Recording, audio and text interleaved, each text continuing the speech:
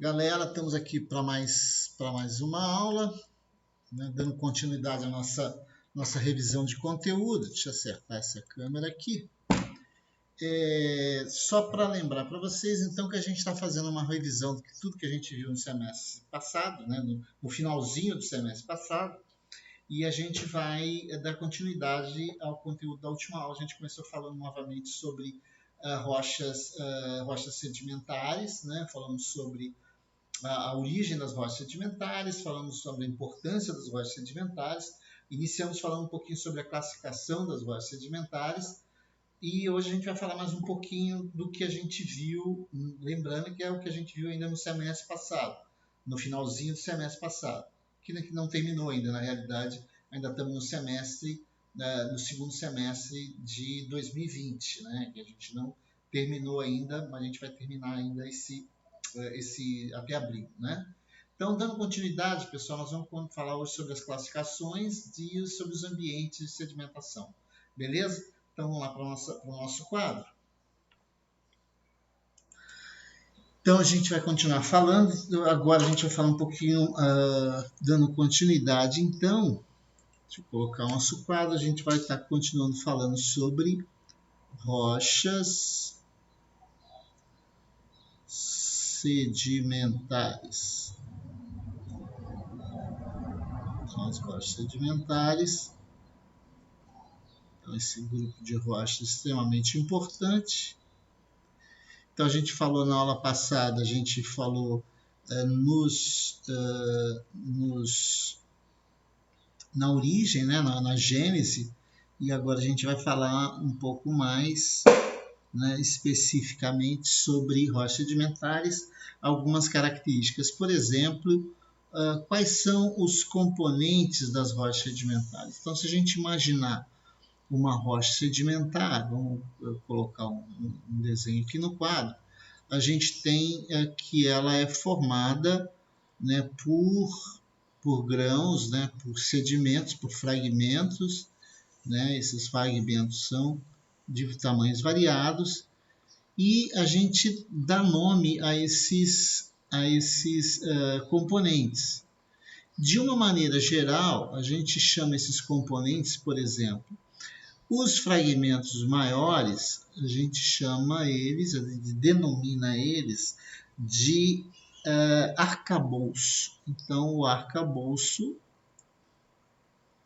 corresponde às partículas maiores. Então, as partículas maiores que formam essa rocha, né?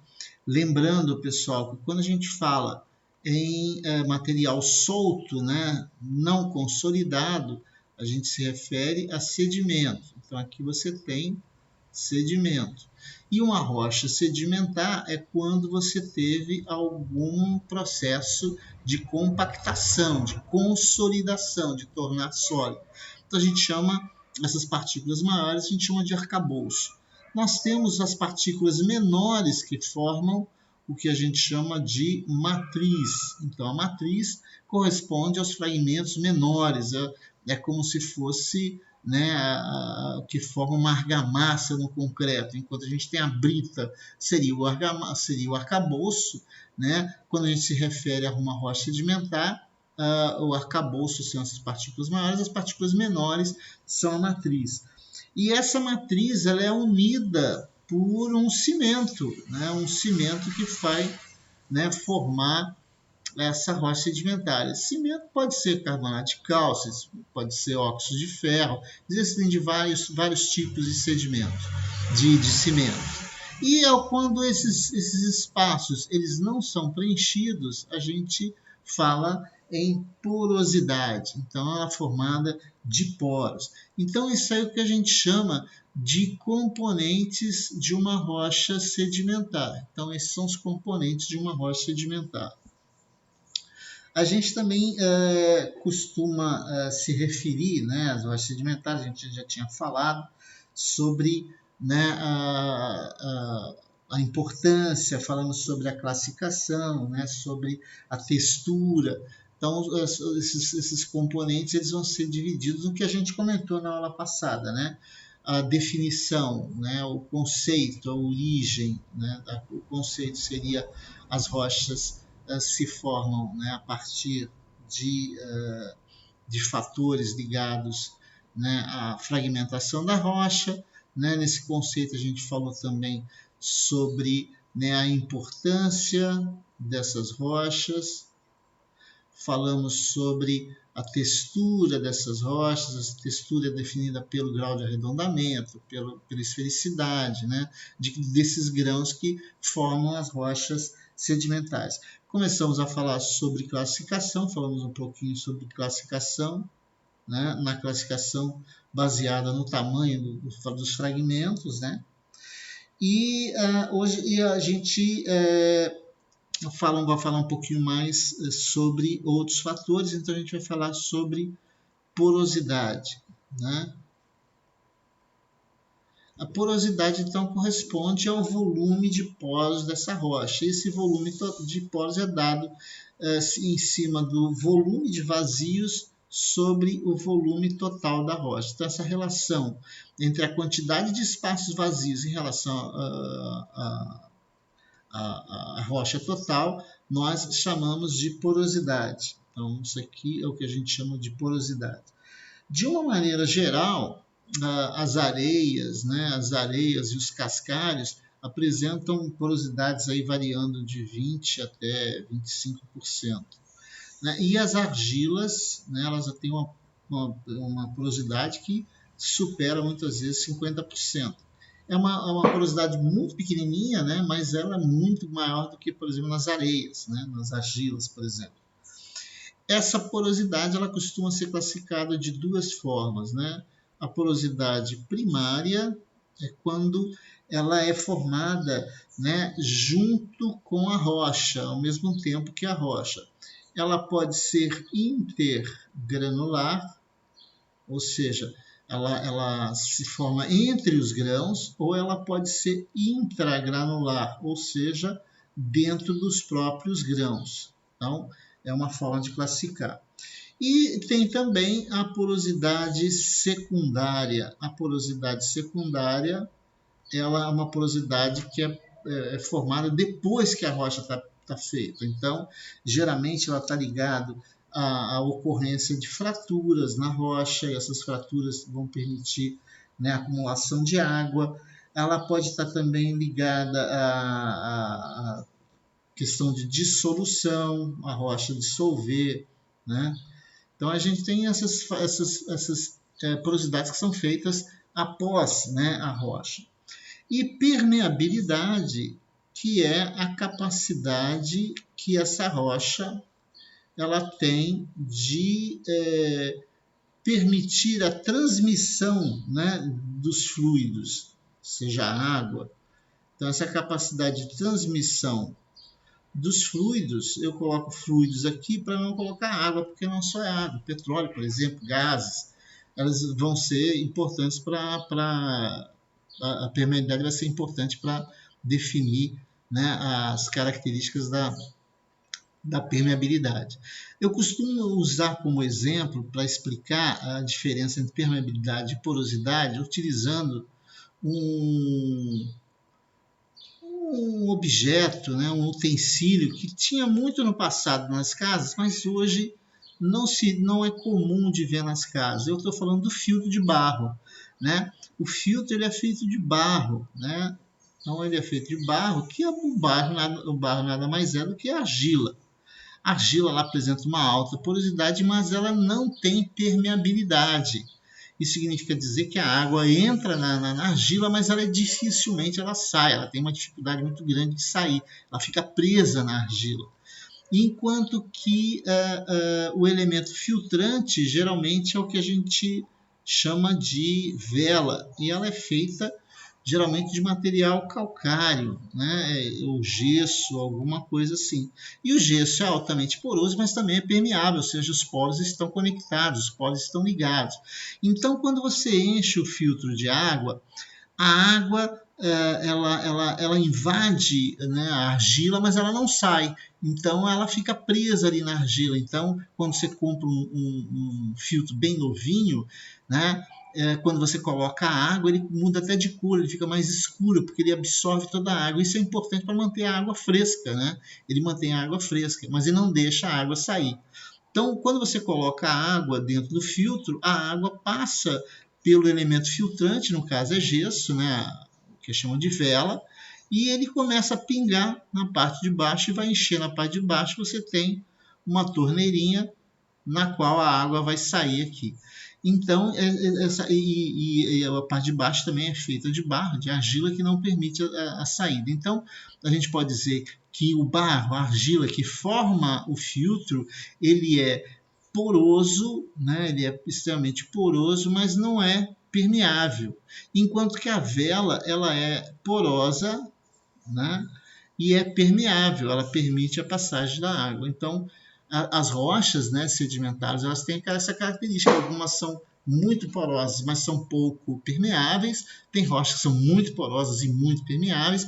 E tem também aquelas que talvez tenham permeabilidade, mas não sejam porosas. Por exemplo, rochas ígneas que fragmentadas, elas permitem a passagem da água, mas elas não são porosas, né? De uma maneira geral, elas não são porosas. Outro elemento que a gente também comentou na aula anterior foi quando a gente falou sobre intemperismo, né? Então, é M, né? Intemperismo, que corresponde à ação do tempo, né? A ação do tempo. Você imagina, por exemplo, que qualquer rocha, vamos imaginar uma rocha ígnea, né? Que se formou a grandes profundidades, né? Quando, né, ela está a grandes profundidades da crosta. Com os processos de denudação, ou seja, a ação, né, a ação do tempo, a ação erosiva, ela expõe essa rocha hoje, né, ela está exposta à ação do tempo, né, à ação do clima.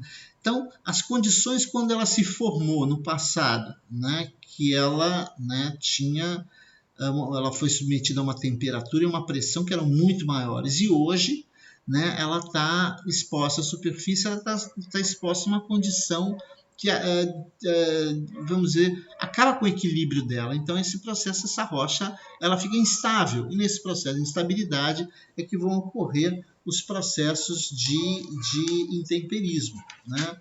Então, a gente costuma dizer que o intemperismo ele pode ser de 3 tipos, né? Que a gente chamaria de intemperismo físico, o intemperismo químico e o intemperismo biológico. Esses 3 tipos de intemperismo, por exemplo, quando a gente fala em intemperismo físico, né, vamos imaginar, né, novamente o nosso Plutão, né, ígneo, né, em grande profundidade, né, então aqui você tem a superfície e ele está submetido a uma grande pressão e temperatura. Então aqui você tem esse Plutão sendo, né, submetido a uma alta pressão e temperatura. Quando os processos de denudação da crosta, os processos erosivos, eles vão denudando o relevo, vão fazendo o processo de denudação, essa rocha agora está exposta a uma condição diferenciada. E aí ela começa a sofrer alterações. E uma dessas alterações físicas é o chamado alívio de pressão. Então, quando ela estava submetida a uma pressão muito alta aqui. Quando ela está na superfície, essa pressão ela diminui, a pressão externa, e a pressão interna faz com que ela se fragmente, que ela se frature. E a criação das fraturas favorece a entrada da água, que vai favorecer os processos de intemperismo. Outro processo que está ligado ao intemperismo, quando a rocha está submetida, né, à superfície, está exposta à superfície, é que durante o dia, né, devido ao calor muito forte, essa rocha ela expande, ela aumenta de volume. Os minerais que compõem essa rocha eles vão expandir. E à noite, quando resfria, né, ela vai diminuir o seu tamanho. Então, imagine esse processo de expansão e contração durante milhares de anos. Essa rocha vai começar a se fragmentar, né, e vai iniciar um processo de fragmentação e de intemperismo que vai começar a destruir essa rocha, né? Outro processo muito comum também é quando você tem em regiões, né, onde você tem temperaturas muito baixas, né, qualquer fratura em que você tiver, por exemplo, a entrada de água, né, você tem aqui a entrada de água numa fratura na rocha, essa água que entrou na rocha, né, ela vai congelar durante a noite. Então, esse processo de congelamento, né, vai dar início a processos vai resfriar, né, vai resfriar a rocha, e o aumento do volume dessa água em função do congelamento vai fraturando, continua a fraturar a rocha, né, facilitando o seu processo de destruição. Né, também tem processos de abrasão, né, por exemplo, a rocha, né, sendo, né, atacada, né, pela ação do vento, por exemplo, a erosão eólica, né, essa rocha, né, ela começa a ser destruída, né, a partir da sua base pela ação do vento. Então, né, o vento soprando aqui embaixo vai desgastar, vai retirar fragmentos dela aqui que vão ser retirados. Isso é um processo também de erosão, de processos físicos de intemperismo. Tá? Na próxima aula a gente fala um pouquinho mais sobre os outros tipos de intemperismo. Beleza? Então vamos lá para o nosso quadro. Então, galera, a gente continua na próxima aula a falar sobre intemperismo, falamos sobre intemperismo físico. Na próxima aula a gente fala sobre intemperismo químico e biológico nos processos de degradação das rochas e criação das rochas sedimentares. Beleza? Abraço a todos.